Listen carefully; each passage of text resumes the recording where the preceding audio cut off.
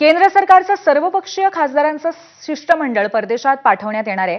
खासदारांचं शिष्टमंडळ या महिन्याच्या अखेरीस जगातील प्रमुख देशांना, विशेषतः संयुक्त राष्ट्र सुरक्षा परिषदेच्या सदस्य देशांना भेट देणार आहे। खासदारांचं पथक ऑपरेशन सिंदूर अंतर्गत भारताने पाकिस्तान विरुद्ध का आणि कशी कारवाई केली हे स्पष्ट करेल।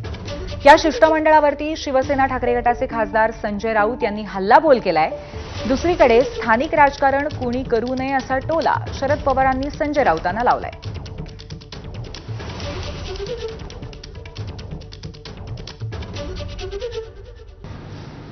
शिवसेनेचे लोकसभेत 9 सदस्य आहेत, म्हणजे एकनाथ शिंदेंच्या गटापेक्षा आणि शरद पवारांच्या गटापेक्षा आमचा एक सदस्य तरी जास्त आहे। लोकसभेतल्या आमच्या सदस्याला पाठवण्यासंदर्भात आम्हाला विचारणा केली का?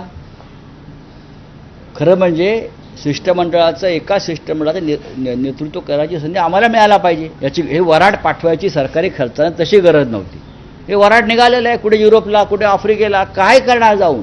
परदेशामध्ये आपल्या वकिलाते आहेत ना, हाय कमिशनर आहेत ना, उगाच आपलं याचा तुम्हाला कळत नाही। तुम्ही काश्मीर प्रश्नाचं आंतरराष्ट्रीयकरण करताय। हे काय असं पक्षावरचे निर्णय नसतात।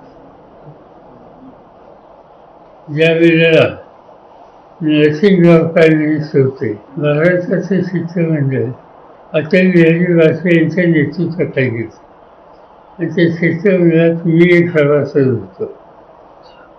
आंतरराष्ट्रीय प्रश्न ज्यावेळी येतात त्यावेळेला पक्षीय भूमिका घ्यायची नसते किंवा पाकिस्तानचे जे काही उद्योग आहेत यासंबंधी भारताची भूमिका बाहेर सांगावी त्यासाठी ती शिष्टमंडळ आहे। त्यांच्याही पक्षाचे एक सदस्य मला या शिष्टमंडळात दिसते आणि त्यामुळे इथं शक्यतो इथं आपलं स्थानिक राजकारण करू नये अशी आमची भूमिका आहे। ऑपरेशन सिंदूर नंतर देशाची बाजू आंतरराष्ट्रीय स्तरावर मांडण्यासाठी सर्वपक्षीय शिष्टमंडळाची घोषणा झाली आहे। मात्र या शिष्टमंडळापासून तृणमूल काँग्रेसने स्वतःला